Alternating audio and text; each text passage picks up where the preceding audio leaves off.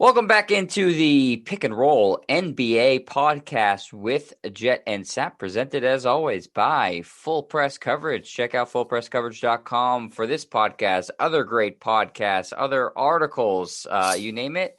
They have some great stuff. Find our podcast wherever podcasts are found. You can download us right on iTunes or in the podcast store on your app, on your phone. Very easy and convenient. YouTube.com/JetStryer for the visual version if you are not watching that right now. Here we are, Sap, the day after the first round of the NFL draft. So a very exciting time in the sports world. And the NBA world is no different, though maybe it's overshadowed by the NFL when the two go head-to-head. In our hearts, it's number one. So I know that there's been lots of talk about your guy, Aaron Rodgers, going to different places, but have you been able to fight through all the Rodgers rumors and hone in on basketball at all? Or is it just too exciting? I can multitask. I'm pretty good at that. And it was exciting yesterday when the story dropped, which didn't surprise me because I think that's been Aaron Rodgers' feelings really since last draft when the Packers moved up 4 slots to take Jordan Love in the first round. He being the heir successor to Aaron Rodgers, and Rodgers goes out and has an MVP season. The Packers go to the NFC Championship game, lose to Tom Brady. But I think he wants to get out of Green Bay before they push him out of Green Bay because you could just see that the relationship was headed in the wrong direction last April. So I think Rodgers has the type of attitude, and he is, as you said, very much of a grudge holder. A legendary grudge holder. He still probably could name all the teams that passed on him in the 2005 draft.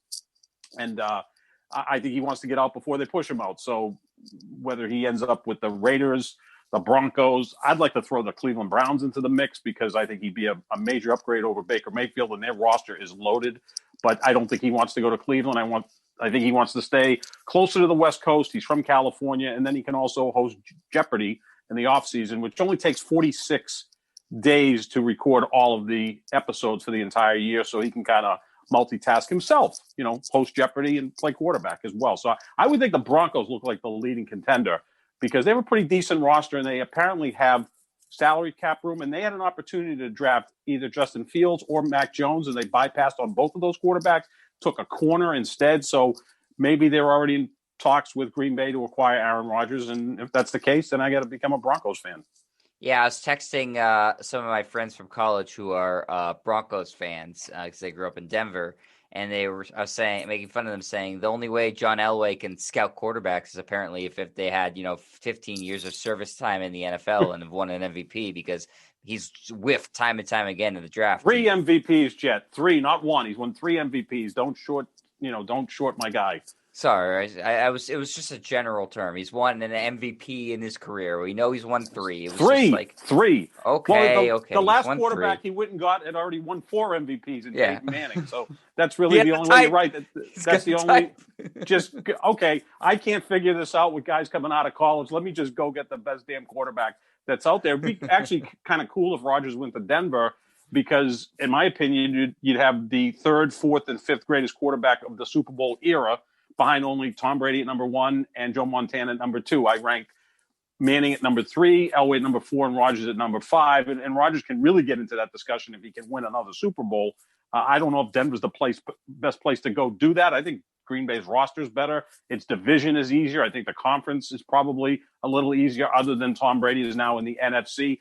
But he just feels slighted. Look, the last 10 first-round picks that the Green Bay Packers have selected, 9 of them are on defense, and the only offensive player they selected in their last 10 first-round picks happened to be a quarterback, Jordan Love, who they selected to replace Aaron Rodgers at some point. So, he probably is looking for help. And what did the Packers do last night? They drafted a cornerback, which they actually do need.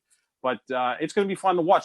Doesn't the NFL feel more like the NBA now in the offseason where quarterbacks are demanding to get traded? And this offseason specifically, you're right. It has turned into that. Before the legal stuff with Deshaun Watson, that was the big story, obviously. Right. And then the past couple of days, we heard Jimmy Garoppolo and that the 49ers are going to trade him. And then, obviously, right before the draft, the Aaron Rodgers news. And so, yeah, it does feel a lot more like the NBA. And that's good for the NFL because it generates, it generates a 365-day a year news cycle, and quarterbacks have been that sort of that last bastion of they play their entire career or most of their career with one team versus every other position. People are moving on. Hell, Jerry Rice played for 2 other teams after he left the 49ers. And if that guy can play on multiple teams, anybody should be able to play on multiple teams. And so, yeah, it has become a little bit more like the NBA, Sap. I don't know if it's because they saw what was going on in the NBA and the players said, hey, we want a piece of this action too, or it's just sort of the natural progression of sports in general. In the past, quarterbacks would move on, but generally very late in their career. I mean, Johnny Unitas ended up in a San Diego Charger uniform, which looked very weird after seeing him in a Colts uniform for his entire career. Joe Namath spent 1 year with the Rams, but he was washed up at that point. Joe Montana spent his last 2 years in Kansas City and was damn good in those 2 years, but not the Joe Montana of what he was in San Francisco. But it kind of started to change when Peyton Manning went from Indianapolis to Denver and won an MVP and a Super Bowl. And then, of course, the thing no one ever thought was going to happen, except I talked about it for several years, especially when we were on Herald Radio together. Tom Brady went from the Patriots to Tampa Bay. I know last year at this time, people were like, I don't believe it. I cannot believe it happened. No one can believe it happening but me, because this is how these things end. I mean, Belichick, we know, likes to get away from a player a year earlier rather than a year late. And it just, after 20 years, they'd had enough. And Brady wanted to go prove to everybody, including himself, that he could win without Belichick. Well, the first year separated, that's a clear TKO for Tom Brady. He went out and won the Super Bowl, and the Patriots won 7 games, forcing them to spend all this money in free agency. So now I think Tom Brady has kind of crippled the entire league, because now you got Russell Wilson talking about he's not happy in Seattle. Aaron Rodgers forgot about that. In Green Bay. There's another great quarterback that was looking to maybe move on from Seattle. It seems like they've kind of corrected whatever problems they have there. I like the fact that players can be mobile because it certainly makes the offseason exciting. A couple levels below the likes of Brady and Wilson and Rodgers. Jared Goff goes from the Rams to Detroit. You got Matt Stafford going from Detroit to the Rams. You got Carson Wentz going from Philly to Indy.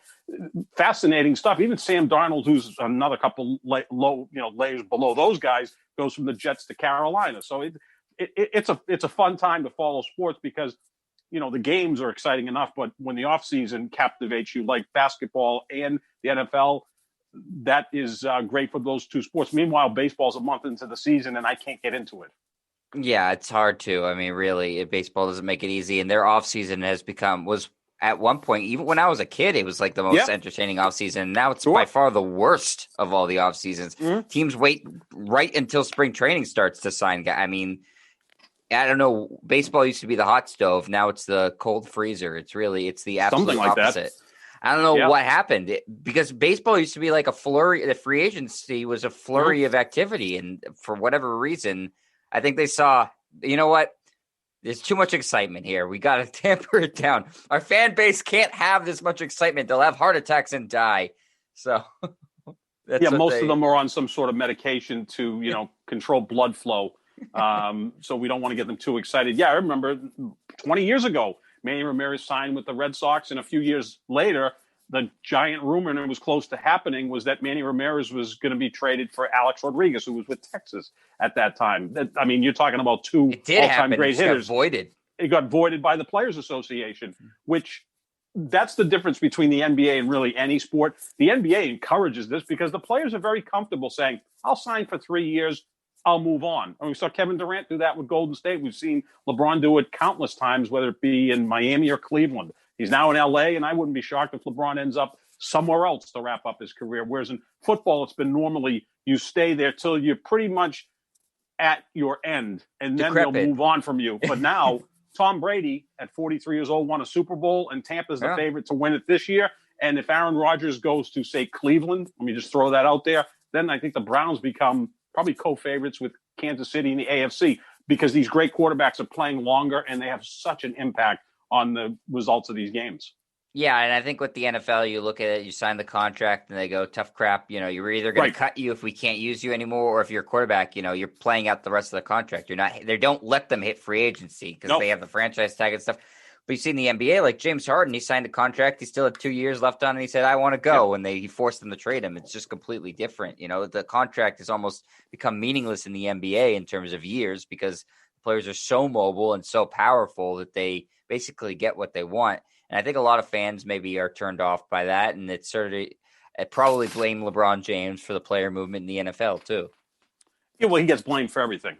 So why not blame him for whatever ills take place in the NFL, Major League Baseball, hockey? I mean, he's now 2% owner of Fenway Sports Group, which owns the Boston Red Sox. So yeah, blame LeBron for the ails of baseball. Yeah, and maybe that if Aaron Rodgers wants to save face with the Packers fans in the state of Wisconsin, he can say it was really LeBron's idea for me to try Sure. to. We talked. He said I should try to get out of here. You just lay all the blame at the feet of LeBron. Well, I also think that that's a good point, Jet, because the top quarterbacks, they talk to each other. I mean, that's really a brotherhood, a fraternity, right? So that Rodgers talks to Brady. They both probably talk to Russell Wilson. And now we I hear think a they rumor talk to that their contemporaries. I don't think they like the younger guys so much. no, they become the cranky old men, right? Like Yeah. these guys are trying to steal our jobs. We're not going to talk to them. But Brady and Rodgers are buddies. And one rumor that came out yesterday is that the Patriots were interested in Aaron Rodgers, which of course excited me because I wrote a column a year ago that that's the way his career was going to end in Foxborough with Bill Belichick. And of course, the Patriots drafted Mac Jones in the first round, so that's not going to happen.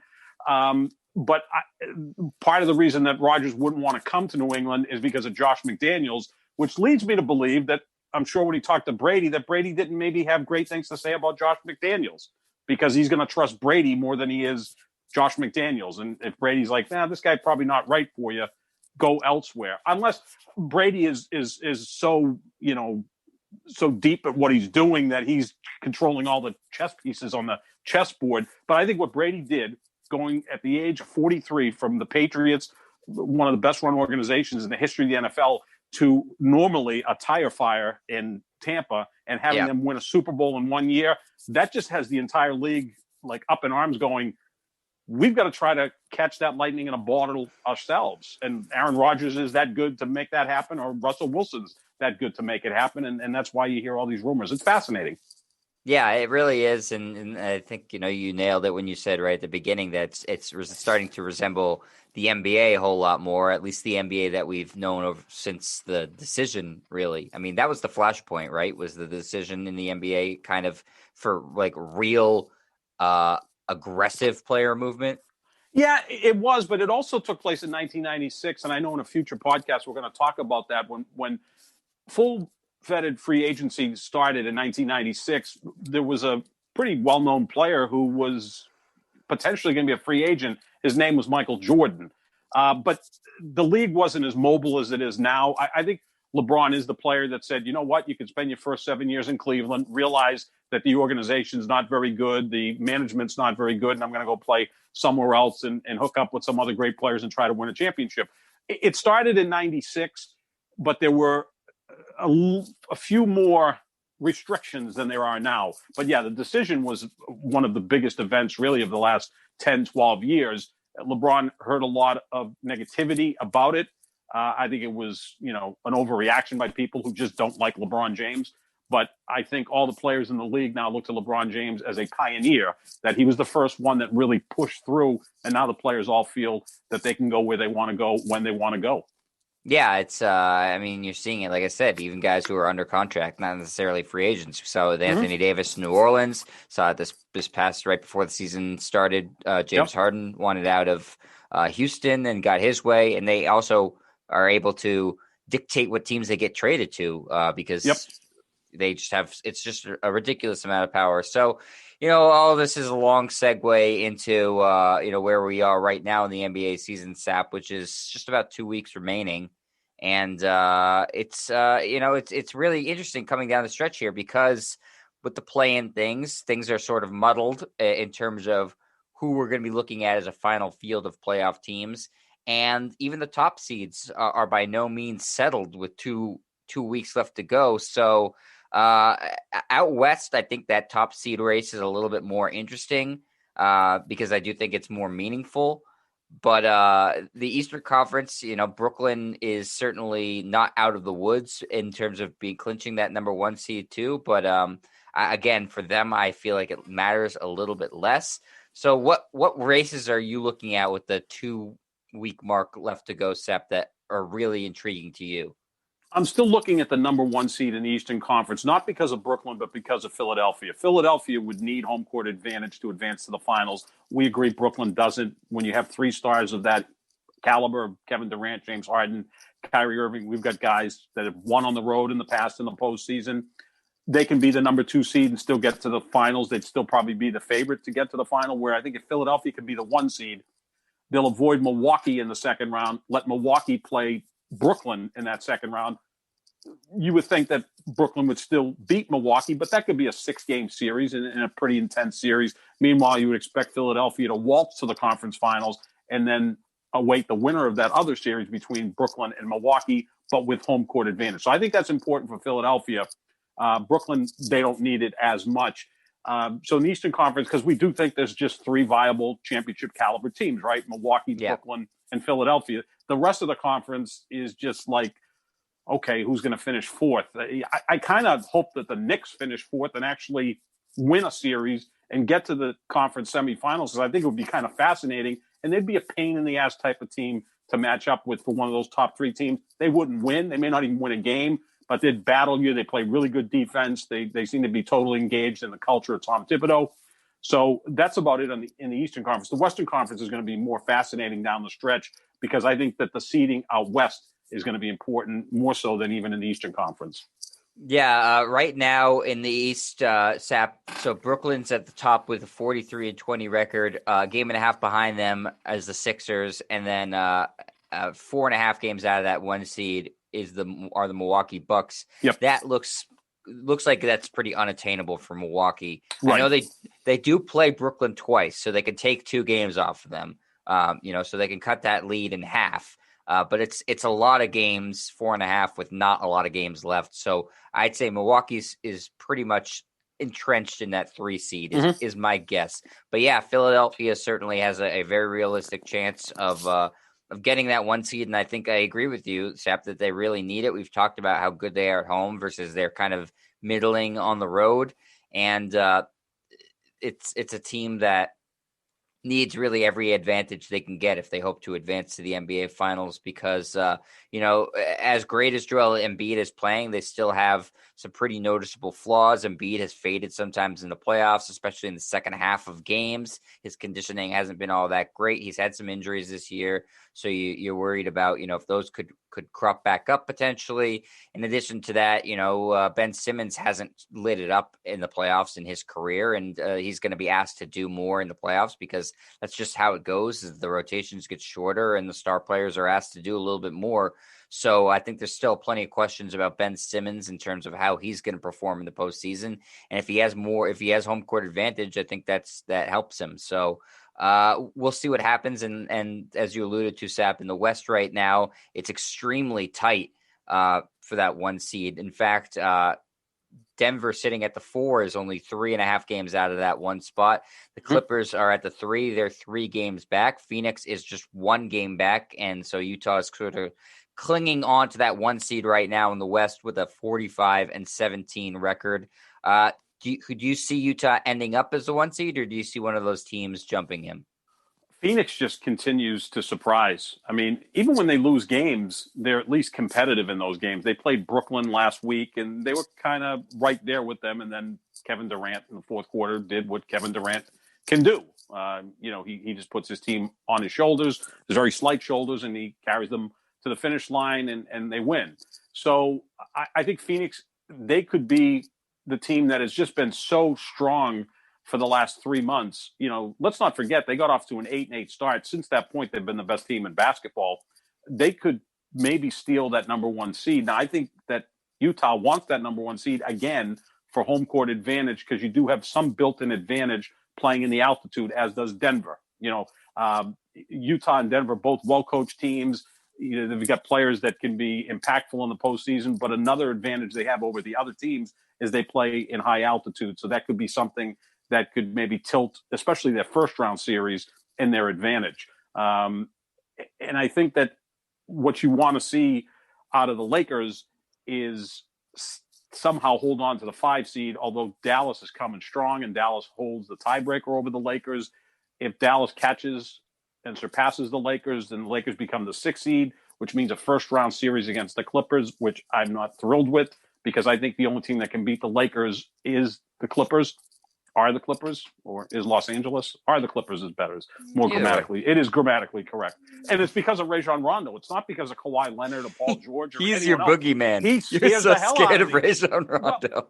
Well, last off season, I'm like, why are you letting him go? And why are you letting Dwight Howard go? I mean, I guess, from a game-to-game standard, Dennis Schroeder's better than Rajon Rondo. I don't know what Schroeder's going to do in the postseason. I know what Rondo's doing in the postseason. Well, Sap, I mean, we both agreed when we started this podcast 50 some odd episodes ago, we were looking at who had the best offseason moves. We both agreed that it was the Lakers. We liked their offseason the best. Yeah, until I realized it's Rondo a little bit of wasn't there. revisionist history here. It is, because he scares the hell out of me. He's a winning player. I mean, I'm trying to think who you could compare him to in football. I know you, as a Patriots fan, growing up, you loved Rodney Harrison, right? Yeah, he was probably my favorite players. One of my all-time favorites. So Rondo kind of has that same thing that Rodney Harrison had. Like, he just made big plays and big moments. I mean, let's not forget the 2004 AFC Championship game. It was pretty tight against Pittsburgh, and they were going in for a score late in the second quarter, and Harrison picks off Ben Roethlisberger down near the Patriots' goal line and returns it for a touchdown. Well, that's not that uncommon for Ben Roethlisberger. Ben Roethlisberger to throw around the goal line. Yeah, he does do that, especially – you're going into score and then they score. That's a 14-point swing. So, and Rondo has that same type of ability. So he scares me. And I was not thrilled with losing Dwight Howard because, maybe, Marc Gasol can do more things than Dwight Howard. But Dwight Howard was totally in Nikola Jokic's head last year in the Western Conference Finals because Dwight Howard's an irritating player, as is Rondo. And you kind of need that type of edge when you've got LeBron and Anthony Davis. You don't want them to be the enforcers by any means. You don't need them getting technicals or getting thrown out of a game. You need these other guys to do the dirty work. So Rondo scares me. I wish he had just stayed in the Eastern Conference. I'd be totally confident that the Lakers will, get back to the NBA Finals. I don't want to see them play the Clippers in the first round. I'm sure the networks don't either. I mean, they would prefer to have Clippers, Lakers, Western Conference Finals. That makes the most sense because, I mean, as good as Denver, Utah, and Phoenix have been, they're not Los Angeles and either the Lakers or the Clippers. So I think I'm hoping the Lakers avoid the Clippers in the first round. If they avoid them in the first round, they probably won't have to play them until the conference finals. Yeah, but it's so fluid right now, Sap. And you mentioned the Mavericks are really coming on strong. They're just a game back of the Lakers now, and they have the tiebreaker. And the Lakers, as you said, stand at the 5 seed. Denver is at the 4. But like I said, Denver is just a half game back of the Clippers for that 3 seed. And the Clippers are just 3 games back of the 1 seed, 2 games back of the 2 seed. So, it's almost impossible to prognosticate 2 weeks out because it's so close where the seeding is going to lie. I think we even looking at, Portland is only 2 games back of the Lakers for that 5 seed right now. So between these teams in the Western Conference, I'd say from 7 to 5, any of those teams. So Portland, Dallas, LA, I wouldn't be surprised if they end up in any order of that because they're all so close together. And then 4 to 1, it looks like they could end up in any sort of order. Yeah, we're going to come right down to the end. And again, a lot of this will be determined by when LeBron James returns, because I think once he comes back, then, the Lakers become that much stronger. And it's going to take him a little while to get up to speed. I don't think it's going to take him weeks, but maybe a few games to be closer to be what LeBron James is. We've seen Anthony Davis is still very rusty at this point. So now the rotations are a little bit messed up at this point. So it's not that easy to miss 2-3 months as individuals. As a team, you can do that because that happened last year in the bubble. You come back as a team and you get your act together. And everybody's on the same playing field in the bubble. And you had 8 games to get that rust off, right? So that worked out perfectly. Whereas this time around, everybody's up to speed right now. And then LeBron comes back. And let's not forget, he's going to be 36 in December. with 37 in December. He's 36 already. So, I mean, it takes a little bit longer. I know he's superhuman and all of that, but, he's still a mortal, barely. Yeah, But I it's think, like I told you, Sap. Much ado about nothing with the Lakers okay. injuries. Well, I'm a neurotic person, as you Clearly, are. So, yeah. so Yeah. we're both neurotic. So I'm neurotic about the Lakers, and you're neurotic or just disappointed about the Celtics more than neurotic. Yeah, I mean everybody is, but yeah, I think it's a really interesting race out in the West. The East has become less interesting because it's deeper, but the top three we know are all viable, and between Philly and Brooklyn, that one seed is certainly going to be important. Again, we talked about this last week, Sap. Philly, for some reason, took their foot off the gas pedal and lost a couple of really bad games, holding out Simmons, holding out Embiid. They could be firmly entrenched in the one seed right now if they had really gone for it. I'm not sure what the logic is. I know what the logic is. They want to be as healthy as possible for the playoffs, but I'd say I'd rather be the one seed and maybe have those guys a little bit more fatigued than be the two seed and have to play, both Milwaukee and Brooklyn. And I don't think it's a guarantee that Philly beats Milwaukee if they have to play them in the second round. I think that would be a 7-game series. Could go completely either way. Yeah, exactly. It would be an exhausting series, and who's waiting for you in the conference finals? A Brooklyn team that maybe loses one game in the first 2 rounds, goes 8-1 in the first 2 rounds. I already told you, I think they're losing 3-4 games tops in the postseason, Brooklyn. So, well, you know what? If they go undefeated through the Eastern Conference, go 12-0 in the Eastern Conference, and lose 4 games in the finals to the Lakers, I'll be happy with that. I think that would surprise a lot of people if they rip through the Eastern Conference undefeated and then get swept in the finals. But how much of an accomplishment would that be for LeBron James? Let's say he's the 5 seed. Yes, Sap. It would be a great accomplishment for your guy. If they're the 5 seed and they beat Denver in the first round and Utah in the second round and either Phoenix or the Clippers in the conference finals, and then they take on, this beast from the East, the Brooklyn Nets, that would give them 5 championships, still one fewer than Michael Jordan, but Michael Jordan never had to go through that to win a championship. So I think that unless the Lakers go through the Clippers in the West, that people aren't going to be as impressed with what LeBron does. They have to beat the Clippers because as great as Phoenix and Utah have played this season, it's the star power of the Clippers and sort of that matchup that we've been talking about for 2 years now, facing off against Kawhi and the other team in the West that's really the title favorite with the Lakers. So I do feel like if they go through that scenario that you just said, beat Denver and then beat Utah, beat Phoenix, something along those lines, that people will look at it and go, he didn't have that difficult of a path, regardless of what the record. That's still pretty difficult. But yeah, I know the Clippers are the team that you would expect has the best chance to beat the Lakers. I know Skip Bayless still talks about that last year was a flawed championship for LeBron because they didn't have to beat the Clippers. But it wasn't LeBron's fault that the Clippers had a 3-1 lead over Denver and lost that series. In fact, they had double-digit leads in games 5, 6, and 7 and lost all of those games. No, they pissed it away. Not his fault. Yeah, I mean, you can't control other teams that you're not even playing against. You just have to take care of business. I mean, do we hold back about Larry Bird's greatness because his first championship was against a 40-42 Houston Rockets team? No. And I don't. As far as who their opponents are in the finals, I think if he beats Brooklyn, that would obviously be the most impressive. Yeah. Philadelphia would be impressive. Milwaukee would be the least impressive of those teams. Even though I do like Milwaukee's chances to get there if Brooklyn doesn't. You like Philly a little bit more. I like Milwaukee a little bit more. Whatever it is at this point with LeBron, he's not going to get full credit because he's just so polarizing. That someone will poke holes in it, and whoever he plays in the finals this year, if the Lakers get there, which I expect that they will. It will certainly look like a more quality opponent than they played last year with Miami. Oh, yeah. Because that was, I think you agree, that was the worst finals team he's faced. Absolutely. Yeah, and the second worst team he faced in the finals was Dallas, and he lost to them. That's still the finals, appearance that still irritates me as a LeBron supporter. If he found a way to win that series, if he just played average in that series, I think they would have won. That was his only final series that he wasn't good in.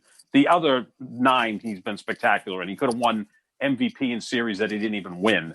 But that was the bad one against Dallas. He put so much pressure on himself. They ended up losing. I thought Dallas was past their prime when they won it because they were actually better a few years before when they actually lost to the Heat with Dwayne Wade and Shaq.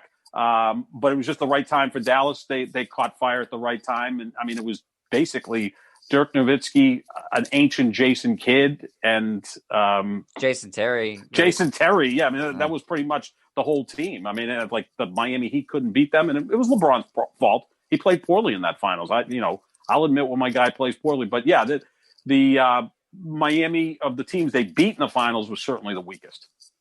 Yeah. So, if the Lakers, like we said, right now, if they played in the first round, it would be Denver. Mm-hmm. And then they'd play the winner of the 1-8 series, which right now would stand to Utah against whoever the hell comes out of that play-in tournament. And the Lakers I think the Lakers would be favored to beat Utah, Sap. Even though Utah would have home court advantage, the Lakers would have the money behind them, and people would be so. Oh, sure. Until the Lakers face a team that have closer to even odds with, or that they're the underdog, LeBron's not going to get credit for beating them because that's just how it goes. And I'm not a huge LeBron guy, but I do realize that there's some unfairness inherently with that sort of philosophy. But the biggest accomplishment he could have, obviously, is if he gets through the Clippers and gets through the Nets. I mean, that is a monumental accomplishment. Yep, teams that were built to beat him specifically. And if he was able to beat both of those teams, then that championship would probably rank second behind his one championship in Cleveland, which it's going to be tough to surpass that because he beat a team that was 73-9 that had a 3-1 lead in the finals. That's an incredible accomplishment. He would have had a tougher road to get to the finals in this Western Conference than he did in the Eastern Conference back then, which is basically the LeBron James Invitational for about a decade. So, yeah, there's 2 weeks left to go.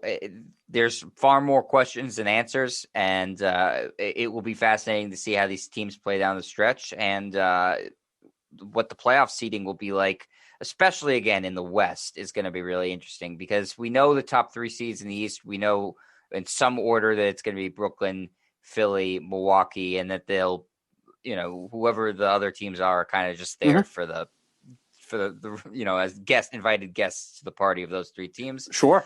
I'm really interested to see it, Sap. One of the teams that we talked about is Phoenix, who's playing, above, I think, what everybody thought they were this year. And a big reason why is Chris Paul. And now you're hearing, I think Kendrick Perkins tweeted out that Chris Paul should be MVP last night. Does Chris Paul have any legitimate case in your mind for MVP? I love Kendrick Perkins. He changes his mind as often as I change my socks. Like 3 weeks ago, James Harden was the greatest player in the league. And of course, Perk is a huge LeBron guy. And I love Perk, but that's what you can do. You can change your mind. It doesn't mean you have to be, stuck on a take for 6 months. I think that Chris Paul is going to get a lot of votes to the point where he may be second in MVP voting because Joel Embiid has missed a lot of games. And if they're not the number 1 seed, I think he'll probably finish third. We know LeBron's going to finish fifth or sixth because, he's going to end up missing more than 20 games. I think Chris Paul is going to get some of the sentimental vote because MVP voting is oftentimes tied to a story, right? Remember Derrick Rose won the MVP with the Chicago Bulls when LeBron had a better year, but the Bulls had the best record in the East. Here was Derrick Rose, young guy playing in his hometown. You couldn't help but like and root for him. And there's obviously MVP fatigue with a lot of the all-time great players. Jordan should have more than 5, and LeBron should have more than 4, and Russell should have more than 5. I mean, these guys could have just won every year while they were in their prime. Chris Paul winning the MVP would be somewhat similar to the way Steve Nash won back-to-back MVPs. His numbers weren't like otherworldly, but they were good enough to be in the conversation. And then when you weigh in how the team is playing and the impact they've had on that team, he's got a viable chance. I still think Nikola Jokic is going to win this thing. He hasn't missed a game. Denver's fighting potentially for the best record in the West. I mean, it's a long shot that they get there, but they're going to have one of the 5 or 6 best records in basketball.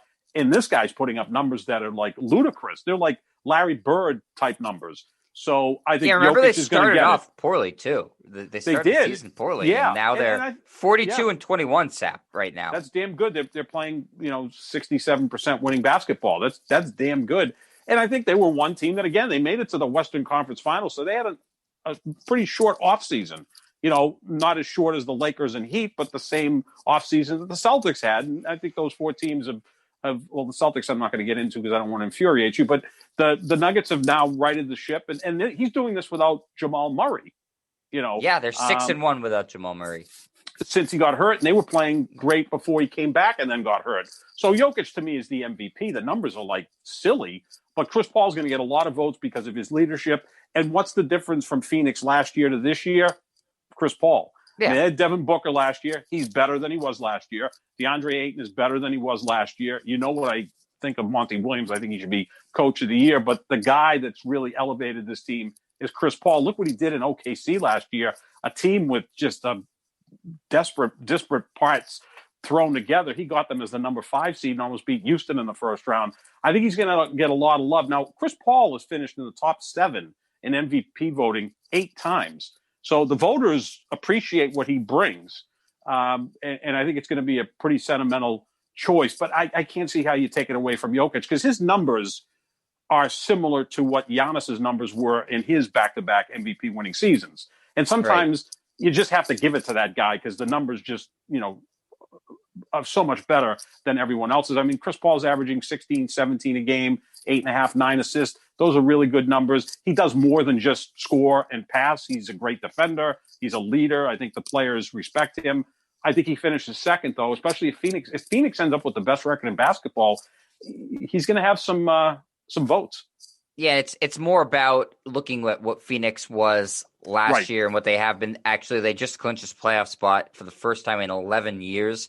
So that's like you said, that's the sort of the story is looking at like, okay, well, what's the difference, as you said, between last year and this year? Chris Paul.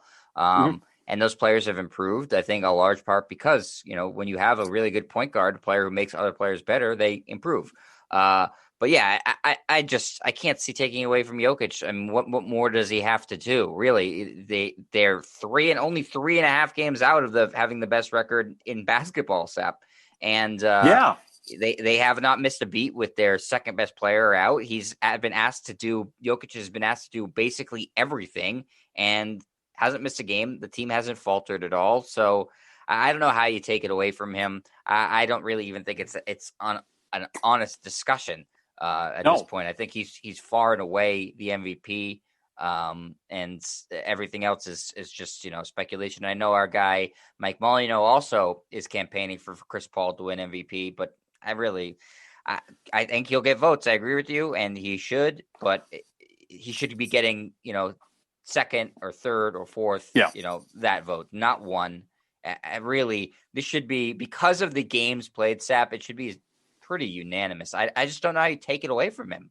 And Chris Paul's been very durable as well. And give him credit. He's a veteran guy who I'm sure could say, I need to load manage. I'm 35, 36 years old, and he hasn't chosen to do that. So I give him a ton of credit for that. He sets a really good culture in your organization. Maybe after 2 or 3 years, he starts to irritate and weigh on people. Yeah. So he'll go somewhere else. He's become like a mercenary. I mean, you can just picture if the Celtics had been able to acquire him last offseason. I mean, if they had the cap space and all of that to do that, just think how much better the Celtics would be with him as the leader and letting Tatum and Brown do what they do, which is just go out and play and not have to lead. No, Jokic deserves this award. But, we see sometimes with the Oscars, they give it to an actor or an actress who didn't really give their greatest performance ever, but it was time to give them an Oscar. I just think back to Al Pacino, Scent of a Woman. I thought he was outstanding in it. But that's not Al Pacino's best performance. It's either in The Godfather, Godfather Part 2, Dog Day Afternoon, Serpico, pick, a half a dozen movies. But sometimes the Academy, which is made up of voters, it's not just this independent Academy, but the voters say it's time to give Al Pacino an Oscar. It's a Lifetime Achievement Award. I don't think the voters will do that this year with Chris Paul, but I do think he's going to finish second because Embiid's missed too many games, and Dame Lillard's play is kind of flattened off a little bit here. LeBron obviously has missed too many games. Giannis, for some reason, we've kind of forgotten about, and he's starting to miss some games. Luke, I think, is kind of one of the players that's got his arrow pointed up because Dallas is playing really well. But it's Luka. It's Nikola Jokic's award to win. I can't see it not going to him. Yeah, what's interesting is Chris Paul, I guess you're right, he could end up finish second, but I don't think he's even going to make first team All-NBA because I think Curry's going to take that point guard spot. That's interesting. Yeah, that's very interesting. Actually, That's happened before. I believe Russell won an MVP, but Wilt was first team All NBA. That has happened before. Yeah, that's a whole other discussion for another day. Like who should be first team All NBA? What would the backcourt be? If we're going to start, dividing up into point guards and shooting guards, I mean, Harden's missed too many games now to be first team All NBA. Maybe it's Steph Curry and Chris Paul as first team All NBA in the backcourt. Yeah, typically they don't like to do that. They don't like to put 2 point guards. But yeah, I guess it could be. Luka's got to be in that discussion too, right? Bradley Beal. I'd leave him off. He's been outstanding. Seems more like a second team All NBA or third team All NBA, which is important to these guys because it does impact future earnings. So yeah, that's pretty fascinating. Look, Luka's got to be in that discussion as well. I mean, this is my point that we keep bringing up, Jed, is how deep the NBA is. There's going to be people left off third team All NBA. Jaylen Brown may not make third team All NBA. All NBA teams, Jason Tatum, but they're so deep now. The league. Any of the All NBA teams should be able to beat the other All NBA team, in a given series, right? First team could beat second team, second team could beat first team, third team could beat first team because it's that deep now. Like you said, there's no more. It's sort of like the All-Star game. There's no more scrubs making the All NBA team. Chris Gatling made the All-Star team. Eddie Jones made the All-Star team, I believe, 3 times. Al Horford made it 5 times. Yeah, good for them. I mean, God bless them, but those guys aren't sniffing the All-Star game in this NBA. No, and when the season wraps up, we'll do our 3 All-NBA teams, and we'll have all those, and we're also going to do our NBA Razzies with the worst teams. It's going to be made up primarily of Celtics bench players. One quick note, Seth, before we get out of here. I would be remiss not to mention the 50-point game put up by Kevin Porter Jr. last night of the Houston Rockets. Sap, I just want to – we don't have to talk about this because the Rockets are so irrelevant, but I know you love numbers, and you're going to love this one. 5.6% of Kevin Porter Jr.'s total career points occurred last night in that 50-point game. Over 5% of his career points in one game. What do you make of that? That's pretty good. It finally caught fire, right? He finally woke up and figured it out, how to go out and score 50 points. And just think about how many great players never reached 50 points. It's not easy to get to 50 points. Good for him to go and do that. Becomes something to talk about for, 12 hours in the NBA. And then he'll go back to being what he is, which is, a fringe player. But I do think you have to bring into the point that this year, probably more than ever, it's been easier to score in the NBA than at any time. And I think part of it is because there's no fans in the stands or it's limited. Defense is emotion, effort, and sometimes that comes from the fans, right? So let's say the Celtics are playing at TD Garden with a full house and they're protecting a 3-point lead and 18,000 people are screaming and the Celtics 5 defenders are pumped up and they're playing to their max level and they come up with a big stop. So it's defense, I think, improves with bigger crowds. Also, the fringe players don't play as well in front of big crowds that are hostile. No one's facing that right now. So I think that scoring is up in the NBA, not because the defense isn't as good. It's just that I think that it gets elevated because of the fans in the stands. So, but good for him to go out and get 50 points. That's an awesome accomplishment. I was going to say, give Kevin Porter Jr. credit. Yeah, he did it against the Bucks too. Good defensive team. Yeah, very good defensive team. And so, Porter lit it up.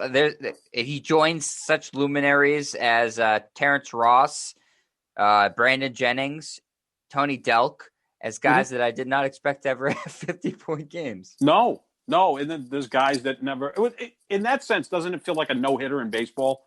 Like there's been guys that have thrown no-hitters and you go, that pitcher sucks. How did he throw a no-hitter? Meanwhile, Roger Clemens, Pedro Martinez, Greg Maddux never threw no-hitters. They've never had a no-hitter, and they're 3 of the 5 best pitchers I've ever seen. But, guys, there's been multiple pitchers that have thrown 2 that A.J. Burnett, remember he was with the Marlins? I think he threw 2 no-hitters. And Mark Burley have like 2 or 3?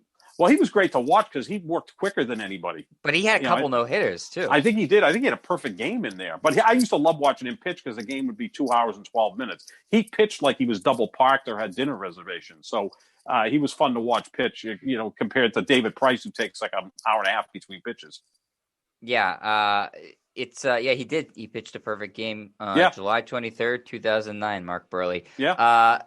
Who was there was a pitcher, why am I forgetting? Orioles and Yankees, who had a great, really good pitcher who had like a bunch of one-hitters, almost pitched perfect game a couple times. Why am I forgetting his name right now? Mike Mussina. Thank you. Mike Mussina had a lot of one-hitters. He's in the Hall of Fame now. At the end, right? They kept getting broken up in like the ninth inning. I was at a game actually when Mussina was pitching for the Yankees. It was Sunday Night Baseball, 2001. It was Labor Day weekend, so it was literally a week before 9/11. A Sunday night game at Fenway Park. Mussina pitching for the Yankees, David Cone pitching for the Red Sox. Mussina has a perfect game with 2 outs in the ninth. And at that point, the Red Sox were totally out of contention, and the Yankees were on their way to going to the World Series again. So the crowd's there rooting for the perfect game. Here you are at Fenway Park. The Yankee pitcher is getting cheered to finish a no-hitter, a perfect game, in fact. And of all the people to break it up, Carl Everett. He didn't believe in dinosaurs. I'm assuming he was one of your favorite Red Sox players of that era. No, because of I love dinosaurs, Sap. That's why. Oh, that's true. You like dinosaurs? You've crossed me. Okay, yeah, you are a fan of dinosaurs. So you must love the Flintstones. Yeah, I believe also he did not believe in the moon landing. He didn't believe in anything. He was constantly fighting with everybody, teammates, writers, opposition. Yeah. In fact, when I had my restaurant, I had a little section set up, for Barry Bonds with pictures of him and, Sports Illustrated cover. It's a shrine. It was a shrine for Barry Bonds because they actually thought that I was Robert De Niro in The Fan, a pretty good movie that came out in 1994, which kind of had a Barry Bonds type character played by Wesley Snipes playing left field for the San Francisco Giants. I mean, how obvious can you be? And some woman came in and looked up there and she was looking at the pictures. She goes, "This is very nice. It's nice that you have a lot of pictures of Carl Everett." And I'm like, Please get the hell out of my restaurant. Do not compare Carl Everett to my guy. Pretty close in terms of overall career accomplishments. Yeah, pretty much talent. You know what I got to do, Jet, is now that I'm just looking and seeing how much headroom I have here as we do the YouTube version of this, I'm going to start wearing a top hat. So that I'm going to get the Abe Lincoln hat. Hopefully the day ends better than, better yet, the day of the play. Yes, I'm going to start doing that. Recreate the Barry Bonds shrine above your head, so it looks like he's looking down on you. It's a basketball podcast. I'll have to create a shrine of LeBron James. Nah, I think look, I got non-basketball stuff behind me too. Yeah, I know. I got to do something because I look ridiculous. I mean, I've got like 4 feet of headroom here. Whatever. I should be one of the cone heads, like from Saturday Night Live. It's I think it's people are listening to the content and not focusing on the headroom, Sap. That's not a good thing either. Sometimes I say some crazy shit. You just got to make sure you say good stuff so they're not focused on the headroom. But good. Congratulations to Kevin Porter Jr., who scores 5% of his points in one game. Unexpected, but that's the NBA for you. You get unexpected stuff. So until then, this has been the Pick and Roll NBA podcast with Jet and Sap. We are presented by Full Press Coverage. Make sure you check out their website for this podcast and other great podcasts, and make sure you download us. Subscribe to the YouTube channel, youtube.com/JetStryer. Leave some comments. We'll comment back, and we will be back tomorrow with another podcast. See you, everybody.